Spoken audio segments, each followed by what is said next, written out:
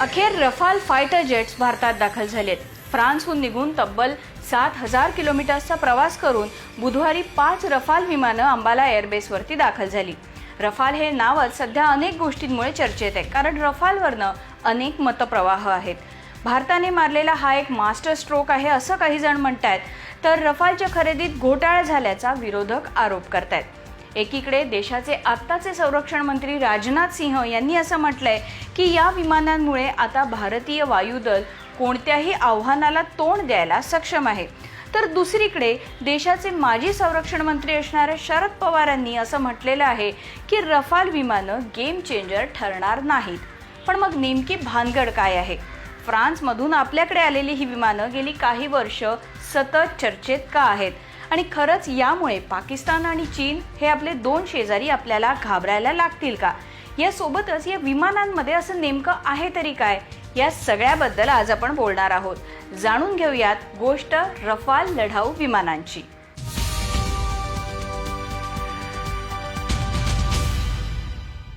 French company Dassault कडून घेतलेली 5 Rafale विमानं बुधवारी 29 जुलैला भारतात दाखल झालेली आपण सगळ्यांनीच पाहिली। भारताच्या हद्दीत आल्यानंतर या विमानांना आपल्या सुखोई विमानांनी एस्कॉर्ट केलं आणि अंबाला एअरबेसवरती उतरल्यानंतर या विमानांचं जोरदार स्वागत झालं।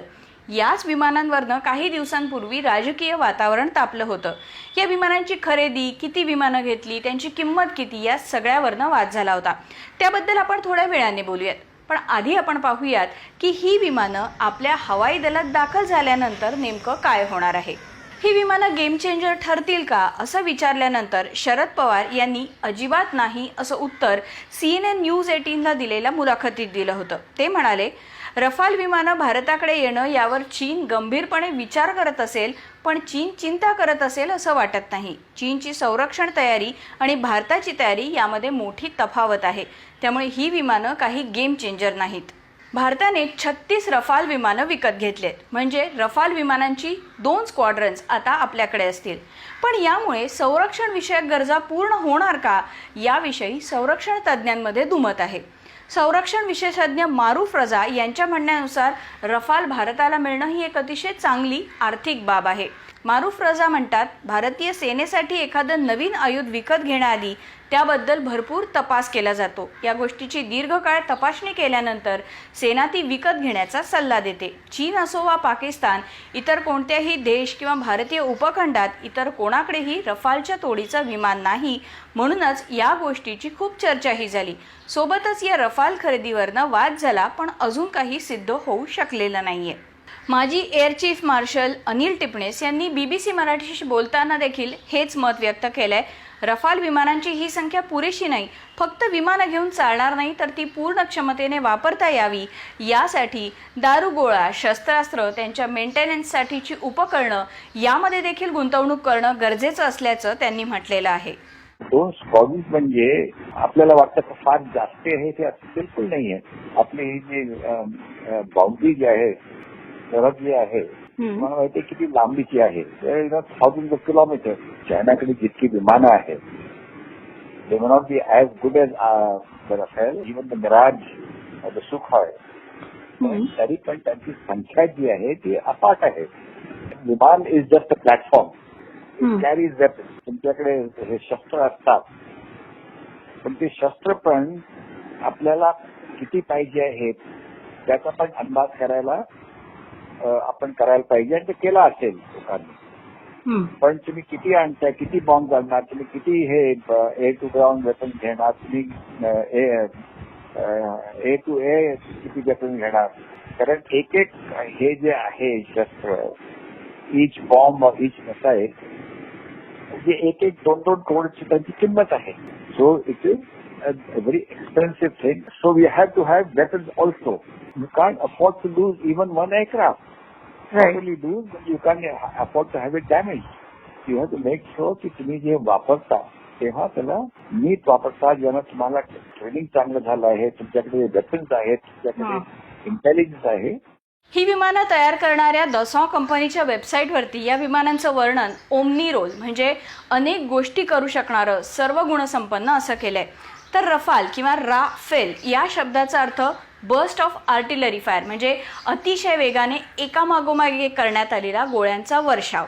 रफाल हे 2 इंजिन असलेलं अनेक कामं करू शकणारं मध्यम आकाराचं लढाऊ विमान आहे. याला इंग्लिशमध्ये म्हणतात medium multi role combat aircraft. लांब असलेल्या लक्ष्याचा अचूक वेध घेण्याच्या दृष्टीने या विमानांची निर्मिती करण्यात आलेली आहे. त्यामुळे आता तुमच्या मनात हा प्रश्न नक्कीच आला असेल की या विमानांमध्ये असं खास आहे तरी काय. तर मग पाहूयात या विमानाची काही वैशिष्ट्य. आण्विक क्षेपणास्त्र वाहून नेण्याची विमानात या क्षमता आहे. जगातली सगळी अत्याधुनिक हत्यारं देखील यामध्ये वापरली जाऊ शकतात. यात 2 प्रकारची क्षेपणास्त्र आहेत. एकाचा टप्पा 150 किलोमीटर्सचा आहे तर दुसऱ्याचा टप्पा 300 किलोमीटर्सचा आहे. अण्वस्त्र सज्ज रफाल हवेमध्ये 150 किलोमीटर्सपर्यंत क्षेपणास्त्र डागू शकतं आणि हवेतून जमिनीवर मारा करण्याची याची क्षमता 300 किलोमीटर्सची आहे. चीन आणि पाकिस्तानकडे रफालसारखं विमान नाहीये. दसॉ एव्हिएशनने दिलेल्या माहितीनुसार रफालचा वेग माक 1.8 आहे म्हणजे ताशी सुमारे 2020 किलोमीटर्स. या विमानाची उंची 5.30 मीटर आहे तर लांबी आहे 15.30 मीटर. रफाल हवेत असताना देखील त्यात इंधन भरलं जाऊ शकतं. अफगाणिस्तान, लिबिया, माली, इराक, सिरिया या देशांमध्ये झालेल्या युद्धांमध्ये आत्तापर्यंत रफाल विमानांचा वापर करण्यात आलेला आहे. रफालचं टार्गेट अचूक असेल असं माजी संरक्षण मंत्री मनोहर पर्रिकर यांनी म्हटलं होतं. वर खाली डावी उजवीकडे अशा सगळ्या बाजूंवर लक्ष ठेवायला रफाल सक्षम आहे. म्हणजे याची व्हिजिबिलिटी 360 अंशांची आहे. पायलटला फक्त शत्रू हेरून बटण दाबायचं आहे, बाकी सगळं काम कम्प्युटर करेल. ही विमानं अत्याधुनिक आहेत आणि 2050 पर्यंत भारतीय वायुदलाच्या ताफ्यात दिसतील असा अंदाज माजी air chief marshal Anil Tipnis यांनी BBC मराठीशी बोलताना व्यक्त केलेला आहे. जे आपल्याला पाहिजे ते मिळालं आणि आता चीन आपल्या विरुद्ध काही करणार नाही हे असा विचार मनात यायला नको. जरा डिफिकल्ट डेज असेल मेक शुअर हे 36 विमानं नाही. माझं म्हणणं आहे ह्याला कमीत कमी 4 ते 5 याच्या थोडी साईड पाहिजे. तुम्हाला अक्षय चीन घेऊन अरुणाचल प्रदेशपर्यंत जायचं आहे. चायना आले की तुम्हाला वाटतं पाकिस्तानच्या कस्टमरना बसणार आहे. एक छोटीशी जर आग लागली ती एकदम पसरू शकते. We have to be very careful about दिस.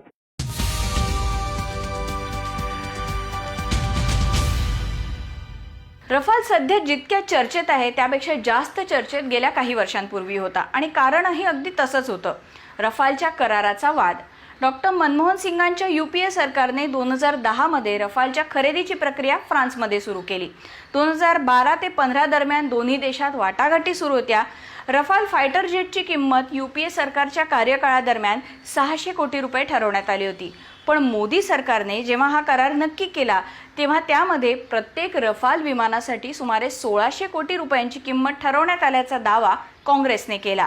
या करारामध्ये अनियमितता असल्याचा आरोप करत पत्रकार आणि माजी केंद्रीय मंत्री अरुण शौरी आणि यशवंत सिन्हा यांच्यासोबतच ज्येष्ठ वकील प्रशांत भूषण यांनी सुप्रीम कोर्टामध्ये याचिका दाखल केली होती. या कराराचा स्वतंत्र तपास करण्यात यावा अशी मागणी देखील त्यांनी केली होती. पण सुप्रीम कोर्टाने ही याचिका फेटाळून लावली. सोबतच सुप्रीम कोर्टाच्या देखरेखीखाली स्वतंत्र तपास करण्यात यावा ही मागणी देखील फेटाळून लावण्यात आली.